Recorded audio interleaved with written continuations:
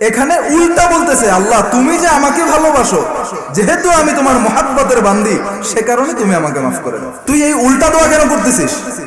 তোর তো দোয়াটা এইভাবে করা উচিত যে আল্লাহ আমি তোমাকে ভালোবাসি, সে কারণে তুমি আমাকে মাফ করে দাও। ওই বান্দি বলতেছে আমি তো আমার নবীর অনুসরণ করি, যেহেতু আল্লাহ তাআলা বলছেন তুমি যদি আমার নবীর অনুসরণ করো, আমার হুকুমগুলো নবীজি সাল্লাল্লাহু আলাইহি ওয়াসাল্লামের সুন্নতি পদ্ধতি অনুযায়ী পালন করো, তাহলে তুমি আমাকে ভালোবাসতে হবে না, বরং আমিই তোমাকে ভালোবাসবো। এখানে বান্দি আল্লাহ তাআলার এই কোরআনের আয়াত দিয়ে দলিল দিচ্ছেন কি, যে আল্লাহ তাআলা আমাকে ভালোবাসেন কেন? যে আমি নবীজি সাল্লাল্লাহু আলাইহি ওয়াসাল্লামের পূর্ণাঙ্গ অনুসরণ করি।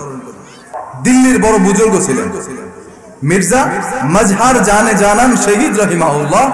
তিনি একদিন রাতের বেলা তাহাজ্জুদের সময় উঠলেন এবং উঠে তিনি নামাজ আদায়ের জন্য তিনি ওযু টজু করে প্রস্তুতি নিলেন যে তিনি আল্লাহ তাআলার দরবারে কিছু নামাজ পড়বেন, তাহাজ্জুদের নামাজ আদায় করবেন। এই মিয়াজি মির্জা মজহার জানে জানান শহীদ রহিমাহুল্লাহ তিনি এমন এক বুজুর্গ ছিলেন যার বান্দি, তার ক্রয়কৃত দাসী, সেও ছিল আরেক বুজুর্গ।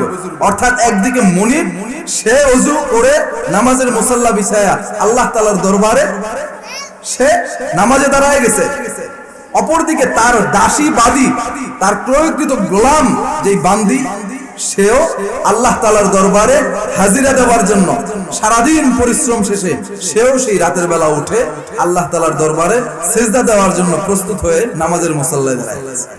উভয় নামাজ শেষ করলেন, বান্দির কামরা আলাদা, মুনিবের কামরা আলাদা, কিন্তু পাশাপাশি, যেহেতু একজন আর একজনের গোলাম বা বান্দি, যে কোনো প্রয়োজনে খেদমতের সময় তাকে ডাকতে হয়।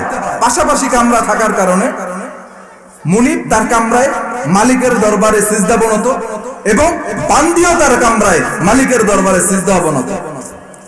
এই দুইজন যখন সিজদা অবনত, তখন তারা নামাজ শেষে বান্দি আল্লাহ তাআলার দরবারে দোয়ায় হাত উঠাইছে, আয় আল্লাহ, ওগো আমার মালিক, ওগো আমার মুনিব, সারাদিন আর এক মালিক আর এক মুনিবের গোলামি খাটতে হয়, সারাদিন আর এক মুনিবের বান্দি হিসেবে আমাকে গোলামি খাটতে হয়। আল্লাহ,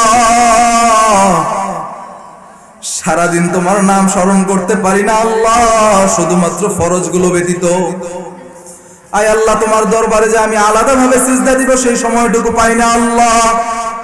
আয় আল্লাহ, সারাদিনের ক্লান্তি শেষে কিছুটা সময় রেস্টের পরে আল্লাহ সবাই যখন ঘুমাইয়া যায়, তখন তোমার এই বান্দি তোমার দরবারে দুই হাত উঠাইছে। আল্লাহ, নিশ্চয়ই তুমি আমাকে ভালোবাসো, তুমি যে আমাকে ভালোবাসো, সেই ভালোবাসার দাবিতে আল্লাহ বলছি তুমি আমাকে মাফ করিয়া দাও।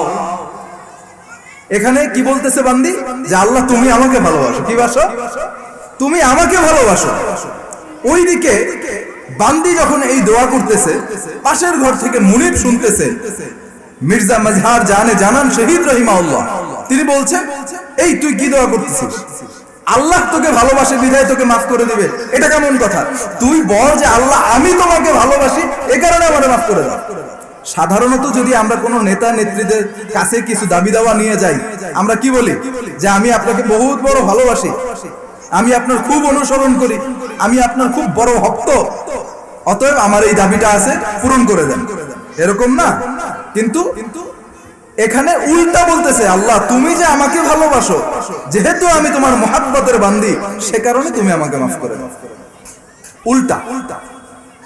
মির্জা মজহার জানে জানান শহীদ রহিমাহুল্লাহ বললেন যে তুই এই উল্টা দোয়া কেন করতেছিস? তোর তো দোয়াটা এইভাবে করা উচিত যে আল্লাহ আমি তোমাকে ভালোবাসি, সে কারণে তুমি আমাকে মাফ করে দাও। এই যে আল্লাহ তাআলা যে বলতেছেন, কুল ইন কুনতুম তুহিব্বুনাল্লাহ ফাত্তাবিউনি ইউহিব্বুকুমুল্লাহ ওয়া ইয়াগফির লাকুম যুনুবাকুম ওয়াল্লাহু গফুরুর রহিম।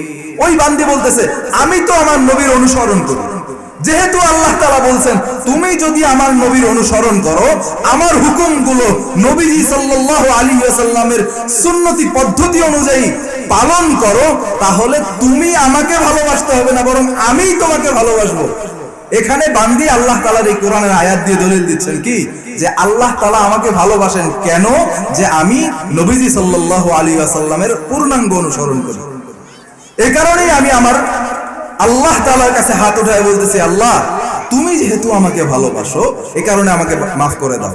আর এই যে এই সময়ে যে আমি তাহাজ্জুদের সময় হাত উঠাইলাম আল্লাহ তাআলার দরবারে, এই দিল্লি শহরের কোটি কোটি মুসলমান ঘুমায় আছে, তাদেরকে আল্লাহ তাআলা তৌফিক দেন নাই যে এই গভীর রাত্রে উঠে আল্লাহ তাআলার দরবারে সিজদা দিয়ে আল্লাহ তাআলার দরবারে হাত উঠানোর জন্য।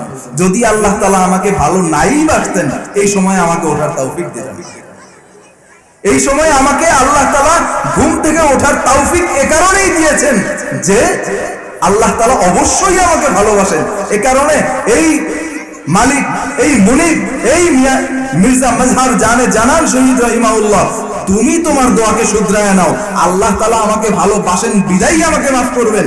তুমি তোমার দোয়া শুধরায়া বলো যে আল্লাহ তুমি যেহেতু আমাকে ভালোবাসো, এই কারণে আমাকে মাফ করে দাও। এখানে আয়াতের সাথে মিল পাওয়া গেল কিনা? আল্লাহ তাআলা কি বলছেন? কুল ইন কুনতুম তুহিব্বুনাল্লাহ, কুল ইন কুনতুম তুহিব্বুনাল্লাহ ফাত্তাবিউনি ইউহিব্বুকুমুল্লাহ ওয়া ইয়াগফির লাকুম যুনুবাকুম ওয়াল্লাহু গফুরুর রহিম। আল্লাহ তাআলা বলছেন, যদি আমাকে ভালোবাসতে চাও তবে নবীজি সাল্লাল্লাহু আলাইহি ওয়াসাল্লামের অনুসরণ করো। যদি নবীজি সাল্লাল্লাহু আলাইহি ওয়াসাল্লামের পূর্ণাঙ্গ অনুসরণ এবং আনুগত্য করতে পারো, তাহলে আমি আল্লাহ তাআলা আমি তোমাকে মাফ করে দিব এবং তোমার পেছনের জিন্দেগীর সকল গুনাহ খাতাগুলো মাফ করে দিব। আল্লাহ তাআলা ভালোবাসবেন এবং মাফ করে দিবেন। এজন্যই আমরা যদি আল্লাহ তাআলাকে ভালোবাসতে চাই, আমাদের অনুসরণ করতে হবে কাকে? নবীজি মুহাম্মদুর রাসূলুল্লাহ সাল্লাল্লাহু আলাইহি ওয়াসাল্লামকে। যদি আনুগত্য করতে পারি, তাকে যদি মানতে পারি, নবী সাল্লাল্লাহু আলাইহি ওয়াসাল্লামের পূর্ণাঙ্গ অনুসরণ করতে পারি, তাহলে আল্লাহ আমাদেরকে ভালোবাসবেন। সেই কারণে আল্লাহ আমাদেরকে মাফ করে দিবেন। নিশ্চয়ই আল্লাহ তাআলা সবচেয়ে বড় দয়াবান এবং রহমওয়ালা। আল্লাহ তাআলা আমাদের সবাইকে নবীজি সাল্লাল্লাহু আলাইহি ওয়াসাল্লামের পূর্ণাঙ্গ অনুসরণ করে আল্লাহ তাআলাকে ভালোবাসে এবং আল্লাহ তাআলার ভালোবাসা পেয়ে সকলকে জান্নাতবাসী হওয়ার মতো তৌফিক দান করেন।